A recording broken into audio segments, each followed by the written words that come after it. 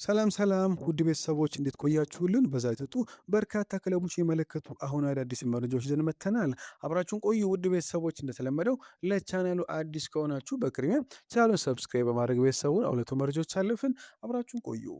አርሰናል ለጁቬንቱስ የመስመር አጥቂ ኬnan ይልዲዝ ይፋ የዝውውር ጥያቄ ለማቅረብ የተዘጋጀ ነው ተባለ። የቱርክ ዓለም አቀፍ ምናልባትም ከዓለም ዋንጫው ስንብት በኋላ ከጁቬንቱስ ሊለቅ ይችላል ሲል ቱርኪሽ ፉትቦል ዘግቦታል። በአርሰናል እይታ ውስጥ ያለው ተጫዋች የአትሌቲኮ ቢልባኦ ኒኮ ዊሊያምስ ነው ተብሏል። ዝላታን ኢብራሂሞቪች ኤሲ ሚላን ሊቨርፑልን የመሃል ተከላካይ ቨርጂል ቫንዴከን እንዲያስፈርሙ ያበረታቱም የክለቡ ባለቤቶችም አሁን ላይ ሊኖር የሚችለውን የስምምነት አማራጭ እያጤኑ ነው ሲል ጋዜጣ ዴሎ ስፖርት ዘግቦታል። ሊቨርፑል በኩል የፉላሙ መስመር አጥቂ ኬቪን የተከታተለ ይገኛል። ወደፊት የዝውውር ጥያቄ ለማቅረብ በማሰብ ተጫዋቹም ከፍሬንሊ ጋር ያለው መላመድ በቅርበት እየተመለከቱ ነው ሲል አንፊልድ ዋች ዘግቦታል። በቶተንሃም የኢላማዎች ዝርዝር ውስጥ ቀጥሎ የተቀመጠው ስም የበርንማውዙ አጥቂ ኤሊ ጁኒየር ክሮፒኖ ተባለ። እሱ የክለቡ የፍላጎት ዝርዝር ውስጥ ከኤሲ ሚላኑ ራፋኤል ሊያውና ከማንቸስተር ሲቲው ሳቪኒሆ ቀድሞ ተቀምጧል ሲል ዘ ኢንዲፔንደንት ዘግቦታል። ለማቲያስ ፈርናንዴዝ ዝውውር በቶተንሃም የተቀደመው አይሰጥር አሁን ላይ በርንማውዙን አማካይ አሌክስ ስኮትን እያየ ሲሆን የክለቡ በርንማውዝ ለተጫዋቹ እስከ 80 ሚሊዮን ፓውንድ ዋጋም ለጥፎበታል ተብሎ አርሰናል፣ ቼልሲ፣ ማንቸስተር ሲቲ እንዲሁም ቶተንሃም ሁሉም የተጫዋቹ ሁኔታ በቅርበት መከታተላቸውን ቀጥለዋል ሲል ቤን ጃኮብስ ዘግቦታል። የክሪስታል ፓላስ የመስመር አጥቂ ኢስማኤል ሳር ሌላኛው የማንቸስተር ኢላማ ሲሆን ዩናይትድ የጁቬንቱስን ፊርማ ቀድሞ ተጫዋቹን ለማስፈረም ድርድር ሊጀምር ነው ሲል ቲም ቶልክ ዘግቦታል። የቼልሲ የመስመር አጥቂ ፔድሮ ኔቶ በዚህ ክረምት ሊቨርፑል የመቀላቀል እድል ካገኘ በደስታ ይቀበላልም ተብሎ የፖርቹጋል ኢንተርናሽናል ለረጅም ጊዜ የአንፊልዱ ክለብ ኢላማ ሆኖ ቆይቷል ሲል ዴቭ ዴቪስ ዘግቦታል። ኬፓ አሪዛባላጋ መደበኛ የመጫወቻ ጊዜ ፍለጋ በዚህ ክረምት አርሰናል ለመልቀቅ ፈቃደኛ ነው ተባለ። መድፈኞቹ ለዴቪድ ራይ ተጠባባቂ የሚሆን ግብ ጠባቂ ካስፈለጋቸው ሊድስ ዩናይትድ ከለቀቀ በኋላ ነፃ ወኪል የሆነውን ኤላን ሙስሊየርን ሊያስፈርሙ ይችላሉ ሲል ስካይ ስፖርት ዘግቦታል። የሰንደርላንዱ አጥቂ ብሪያን ብሮቢ ባለፉት ቀናት ለጁቬንቱስ ቀርቧል ሲል ቱቶ መርካቶ ዌብ ዘግቦታል። ፌነርባቼ ለአስቶን ቪላ አጥቂ ኦሌ ዋትኪንስ የዝውውር ጥያቄ ያቀረበ ተባለ። አስቶን ቪላ ሞርጋን ሮጀርስን ከአርሰናል ፍላጎት ጠብቆ ማቆየት ከፈለገ ተጫዋቾችን ለመሸጥ ሊገር ይችላል። በአጋጣሚ ደግሞ መድፈኞች የቪላውን ተከላካይ ኤዝሪ ኮንሳን ይፈልጉታልም ተብሏል። የሮሞ አማካይ ኔል ኤል አይናዊ በዓለም ዋንጫው ከሞሮኮ ብሔራዊ ቡድን ጋር ባሳየው ድንቅ ብቃት ምክንያት የአስቶን ቪላ፣ ብራይተን፣ ቦርንማውስ፣ ቼልሲ፣ ኤቨርተን፣ ሊቨርፑል፣ ማንቸስተር ኒውካስትልን ቀልብ መሳብ ችሏል ሲል ቲም ቶልክ ዘግቦታል። ማንቸስተር ዩናይትድ በሌላኛው የዓለም ዋንጫ ድንቅ ወጣት 17 ዓመቱ ሜክሲኮ አማካይ ጂልቤርቶ ሞራ ዝውውር ዙሪያ ከውድድሩ ወጥቷል ተባለ። ምክንያቱ ሊኖር ከሚችለው የስምምነት ዋጋ በጣም ከፍተኛ በሆነው ቼልሲ፣ ማንቸስተር ሲቲ፣ ባርሴሎና፣ ሪያል ማድሪድ ሁሉ ተጫዋቹን ለማስፈረም አሁን ላይ ቀርበ ናቸው ሲል ዘሚራ ዘግቦታል። ሪያል ማድሪድ ለማንቸስተር ሲቲ አማካዩን ኤድዋርዶ ካማቪንጋን የመሸጥ እድል አቅርቦላቸዋል ተባለ። ማንቸስተር ሲቲ ይፋ የዝውውር ጥያቄ ስለማቅረብ እያሰቡበት ይገኛል ሲል የስፔኑ ማርካ ዘግቦታል። በዚህ ክረምት በሪያል ማድሪድ በኩል የሚሰበሰቡ ማንኛውም የገንዘብ መጠን ለባየር ሙኒክ የመስመር አጥቂ ሚኬል ኦሊሴ የዝውውር ጥያቄ ማቅረቢያ የሚውል ሲሆን ሎስ ብላንኮቹ አሁን ላይ እሱን በታሪክ ውዱ ተጫዋች ለማድረግ ተዘጋጅተዋል ሲል የስፔኑ ፊጃኬ ዘግቦታል። አትሌቲኮ ማድሪድ አማካዩን ሞርታል ዊልማንን ለማስፈረም ከስፖርቲንግ ሊዝበን ጋር ድርድር መጀመሩም ተሰማ። በአትሌቲኮ እይታ ውስጥ ያለኛው ተጫዋች የማርሲያው አጥቂ ሜሰን ግሪኖ ለ24 ዓመቱ ተጫዋች ይፋ ጥያቄ ማቅረብን ተቃርቧል ተብሎ ማንቸስተር ከማንኛውም የሜሰን ግሪኖ ዝውውር እስከ 40% ክፍያ የማግኘት መብት አላቸው ሲል የፈረንሳዩ ሌኪፕ ዘግቦታል። ጆዜ ሞሪኖ ከግራ መስመር ተከላካዩ አልቫሬስ ካሬራስ ጋር ለመለያየት የተዘጋጀ ቢሆንም ተጫዋቹ በዚህ ክረምት ሪያል ማድሪድን የመልቀቅ ምንም ፍላጎት የለውም ተብሏል። ቪኒሲየስ ጁኒየር በበኩሉ በዚህ ክረምት ሪያል ማድሪድ የሚለቁ ሊሄድባቸው የሚችሉ 5 እውነተኛ መዳረሻዎች ያሉት ሲሆን አርሰናል፣ ሊቨርፑል፣ ማንቸስተር ሲቲ፣ ማንቸስተር ምናልባትም ባየር ሙኒክ ናቸው ተብሏል። ባርሴሎና ተከላካዩን ጁሊየስ ኩንዴን ለመሸጥ ፈቃደኛ ሲሆን ለፈረንሳዩ ተከላካይ የጠየቀው ዋጋ አሁን ላይ ወደ 55 ሚሊዮን ፓውንድ ዝቅ አድርጎታል ተብሏል። ተጫዋቹ ቼልሲና ሊቨርፑል የረጅም ጊዜ ኢላማ መሆኑ ይታወሳል። ዩሊያን ናግልስማን የጀርመን ብሔራዊ ቡድን አሰልጣኝነቱን ለቀቀ። ቡድኑ በዓለም ዋንጫው ላይ ካሳየው አሳዛኝ አፈጻጸም በኋላ ውሳኔ የተላለፈ ሲሆን እሱን ለመተካት የርገን ክሎፕ አሁን ላይ ዋነኛው እጩ መሆናቸውም ታውቋል። እንዲሁም ሪያድ ማህሬዝ ከብሔራዊ ቡድኑ ጡረታ መውጣቱን ዛሬ ጠዋት አስታውቋል። ማሬስ ለአልጄሪያ ቡድን የመጨረሻው ጨዋታውን ዛሬ ጠዋት ከስዊዘርላንድ ጋር አድርጓል። ኤቨርተን የቤኒፊካውን አማካይ ሪቻርሊዮስን ለማስፈረም ቡድኑን ተቀላቀለ ተባለ። በርንማውዝ እና ፉልሃም ይህንን ኮሎምቢያ ተጫዋች የሚፈልጉት ቢሆንም ናፖሊ አሁንም በዝውውሩ ቀዳሚነቱን ይዟል ተብሏል። ሪዮስ የሻምፒዮንስ ተሳትፎ ስላለው ወደ ናፖሊ መዘዋወርን እንደሚመርጥ ተነግሯል ሲል ስፖርት ቢትነስ ዘግቦታል። ማንቸስተር ዩናይትድ ማቲያስ ፈርናንዴዝን ማጣት ስላጋጠመው ወደ ካርሎስ ባሌባ ሊመለስ ይችላል ተባለ። ባለፈው ክረምት ከባሌባ ጋር የተደረሰው የግል ጥቅማጥቅም ስምምነት አሁንም በስራ ላይ በመሆኑ ዩናይትድ ለዚህ የብራይተን አማካይ ድጋሚ ጥያቄ ስለማቅረብ የመጨረሻ ውሳኔ ማሳለፍ ብቻ ይጠበቅበታል ሲል ጊቭ ሚ ስፖርት ዘግቦታል። ማንቸስተር ዩናይትድ ስለ ክሪስቲያኖ ሰመርቪል ዝውውር ከዌስትሃም ዩናይትድ ጋር ቀጥተኛ ከክለብ ለክለብ ድርድር ጀምሯል ተባለ። ውይይቱ በአሁኑ ወቅት ገና በመጀመሪያ ደረጃ ላይ የሚገኝ ቢሆንም የሆላንድ የመስመር አጥቂ በዩናይትድ አጥቂ ዝርዝር ውስጥ በከፍተኛ ደረጃ ላይ ይገኛል ተብሎ ሆኖ ማንኛውም ይፋ ዝውውር ማርከስ ራሽፎርድ በዚህ ክረምት ከኦልድ ትራፎርድ መልቀቁን ማረጋገጥ መቻሉ ላይ ይወሰናል ሲል ቤን ጃኮብስ ዘግቦታል። እንዲሁም ዩናይትድ ካፒቴኑ ብሩኖ ፈርናንዴዝን በረጅም ጊዜ ውሉ ስለማሰር በሚቀጥሉት ወራት ድርድር ለመጀመር አቅዷል ተባለ። ፈርናንዴዝ አሁን ባለው ውል ላይ 1 ዓመት ብቻ የቀረው ቢሆንም ዩናይትድ ውሉን ለተጨማሪ 12 ወራት የማራዘም አማራጭ መብትም አለው። አልፎንሶ ዴቪዝ በባየር ሙኒክ ለመቆየት ይፈልጋል። ባየርንም እሱም በብሮን የመተካት እቅድ የለውም ተባለ። የቢልድ እግር ኳስ አዘጋጅ የነበረው ፉልክ እንደዘገበው ከሆነ አልፎንሶ ዴቪዝ ባየር ሙኒክ ውስጥ መቆየት ይፈልጋል። እንዲሁም ባየር ሙኒክ ናትናኤል ብሮን ያስፈረመው እሱን ለመተካት አስቡ አይደለም ተብሏል። ዘገባው እንደመለከተው ከሆነ አልፎንሶ ዴቪዝ ባየርን ውስጥ ለመቆየት የሚፈልግ ሲሆን ክለቡን ተጫዋቹን በቡድን ውስጥ እንዲቀጥል አይቃወም ብሏል። ባየር ዴቪዝም አሁንም በውል ስር ያለና እጅግ በጣም ድንቅ ተጫዋች መሆኑ ይገነዘባል ብሏል። በዴቪዝ ዙሪያ ያለውን ዋነኛው ችግር ተሰጥኦ ወይም ብቃቱ ሳይሆን በተደጋጋሚ ያጋጠመው የጉዳት ታሪክ ነው። ባየር ሙኒክ ናትናኤል ብራውን ያስፈረመው አልፎንሶ ዴቪዝን ለመተካት ሲሆን ተጫዋቹ ወደፊት ትልቅ አቅም ያለው ጎበዝ ተሰጥኦ እንደሆነ ስለሚያምኑበት እና ለፕሪሚየር ሊግ ክለቦች አሳልፎ የመስጠት አደጋ ውስጥ መግባት ስላልፈለጉ ነው ተብሏል። በተጨማሪም ሁለቱም ተጫዋቾች በተለያዩ የሜዳ ክፍሎች ላይ በተለዋጭነት መጫወት የሚችሉ ሁለገብ ብቃት አላቸውም ተብሏል። በአሁኑ ወቅት ባየር ሙኒክ አልፎንሶ ዴቪስን ለመሸጥ ምንም አይነት ግልጽ ፍላጎት የሌለው ቢሆን ነገር ግን በጣም ከፍተኛና ለጋስ የሆነ ዝውውር ጥያቄ ያቀረበለት ክለቡ ጉዳዩን ቢያንስ በቁም ነገር ይመለከተዋልም ተብለዋል።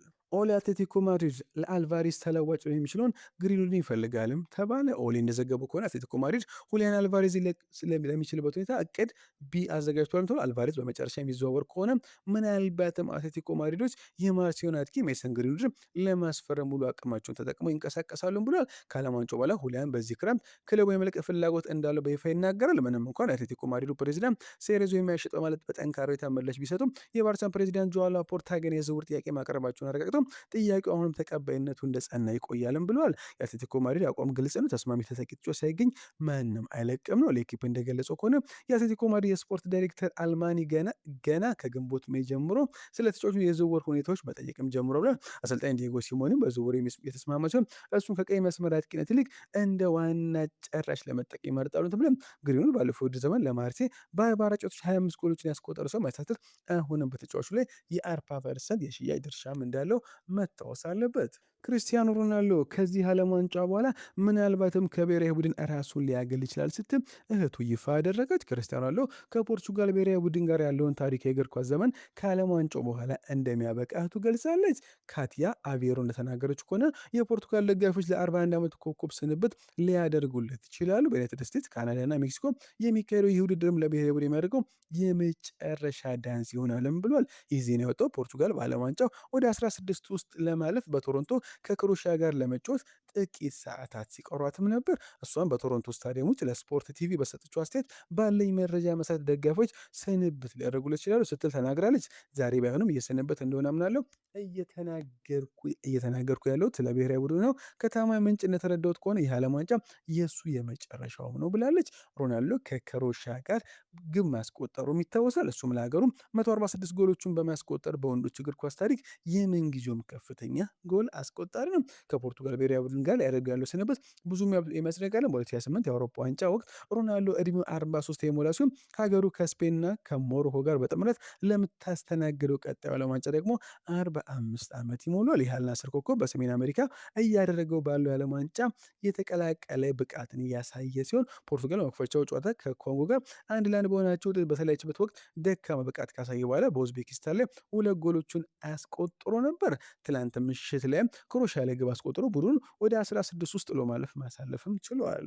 የሴሪው ክለብ ሮማ ወደ ቼልሲ በመሄድ ስለ አሌሃንድሮ ጋርናቾ ሊኖር ስለሚችለው የዝውውር ሁኔታ መረጃ መጠየቁ ተዘገበ። የ2 ዓመቱ ጋርናቾ ባለፈው ዓመት በ40 ሚሊዮን ፓውንድ ከማንቸስተር ቼልሲ የተቀላቀለ ቢሆንም በስታንፎርድ ብሪጅ ግን ተጽዕኖ ለመፍጠር እጅጉን መቸገሩን ተመልክተናል። ቼልሲ በዚህ ክረምት እሱ ለመልቀቅ ፈቃደኛ እንደሆነ በሰፊው የዘገበ ቢሆንም የመጨረሻ ውሳኔ ግን በአዲሱ አሰልጣኝ ዣቪ አሎንሶ ላይ ወሰነም ተብሎም ጋዜጠኛ አልፍሬዶ ፔዱላ እንደዘገበው ከሆነ የሴሪያው ክለብ ሮማ ጋርናቾን ሊያስፈርም ስለሚችልበት ሁኔታ ለቼልሲ ጥያቄ ያቀርባልም ተብሏል። ሮማ ዶኔል ማለን ሊያግዝ የሚችል አዲስ የመስመር አጥቂ ለመቅጠር እየፈለገ ሲሆን የመጀመሪያ ጥያቄዎችን በውሰት ውል ለማስፈረም ይፈልጋሉም ተብሏል። ሆኖም ቼልሲ እንዲህ አይነቱን ስምምነት ለማመቻቸት ፈቃደኛ መሆኑ ወይም አለመሆኑ ገና የሚታይ ይሆናልም ተብሏል። ማንቸስተር ዩናይትድ በፕሪሚየር ሊግና በቻምፒየንስ ሊግ ለሚጠብቃቸው አድካሚ የውድድር ዘመን ዝግጅት እያደረጉ ሲሆን ለልክሾ ተፎካካሪና ተተኪ ሊሆን የሚችል የግራ መስመር ተከላካይ በከፍተኛ ሁኔታ እየፈለጉ ይገኛሉ። ዩናይትድ ሌላኛው የግራ መስመር ተከላካይ ታይረል ማላሲያን በነፃ ዝውውር እንዲለቅ የፈቀደ ሲሆን ፓትሪክ ዶርጉ ደግሞ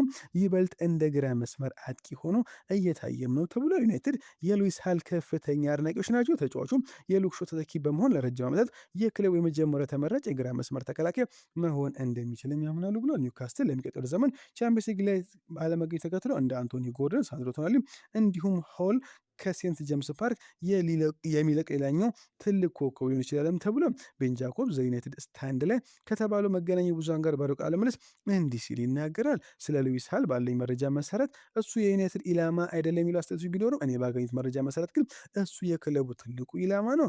በሃልና በኤዲሃው መካከል ውይይት ይደረጋል። ይህም ውይይት በአዲሱ ላይ መረጋጋት የሚፈጥረው ወይም ተጫዋቹ አዲስ እድል እንደሚፈልግ በግልጽ ይናገራል። ሁኔታ ሁለተኛው ከሆነ በእኔ እምነት ማይሳትል እዚያው ዝግጁ ሆኖ ይገኛልም ብሏል። ቤን ጃኮብስ ንግሩን በመቀጠልም የግራ መስመር ተከላካይ ይፈልጋሉ። ሃል ደግሞ እስከ 29 ድረስ የሚቆይ ውል ስላለ የዝውውሩ አቋም በዚህ ላይ የተመሰረተ ነው። በገበያው ላይ ያለው ግምት ጋር ከ40 እስከ 45 ሚሊዮን ፓውንድ አካባቢ ሲሆን ብዙውን ጊዜ ክለቦች ከዚህ በላይ ብዙ ይጨምሩበታልም ብሎ ኒውካስትል በዚህ ደረጃ የተለየ የተወሰነ ቁጥር ያስቀመጠ አይመስለኝም። ነገር ግን ይህ ሊወሰን የሚችለው ተጫዋቹ ለመዘዋወር ግፊት ካደረገ ብቻም ነው ብሏል። ሃል በውድድር ዘመኑ ኒውካስትል ውስጥ ደስተኛ ያልነበረበት ሁኔታ አልነበረም። እሱ ቅር የተሰኘው በተለይ የውድድር ዘመኑ የተጠናቀቀበት መንገድ ማለትም የአውሮፓ ውድድር ባለማግኘታቸውና ቦታውን ለዳን በርን በማጣቱም ነው ተብሏል። ማንቸስተር ሲቲ ከእንግሊዝ እግር ኳስ ደማቅ ወጣቶች መካከል አንዱን ተጫዋች ለማስፈረም ተቃረበ ተባለ። አርሰናል የሌስተር ሲቲን ታዳጊ ጄሪ ሞንጋን ለማስፈረም የሚያደርገውን እንቅስቃሴ ይበልጥ የተወሳሰበም አድርጎበታል ተብሏል። ቢቢሲ ስፖርት እንደዘገበው ከሆነ ሲቲ ባለፉት ቀናት የ16 ዓመቱን አጥቂ ሊያስፈርም ስለሚችልበት ሁኔታ ጥያቄዎችን ያቀርቧል ብሏል። አርሰናል በተጫዋቹ ላይ ባለው ፍላጎት አሁንም በጣም የገፋበት ክለብ ቢሆንም ሲቲ ግን ተጫዋቹ ለረጅም ጊዜ ሲከታተል የነበረ በሆኑም የመድፈኞቹን ፊርማ ቀድሞ ለመውሰድ መንገዶችን እያጠና ነው ተብሏል። ሞንጋ በሌስተር ሲቲ እያሳየው ባለው ፈጣን እድገት ምክንያት የብዙዎችን ትኩረት መሳቡ ይታወሳል።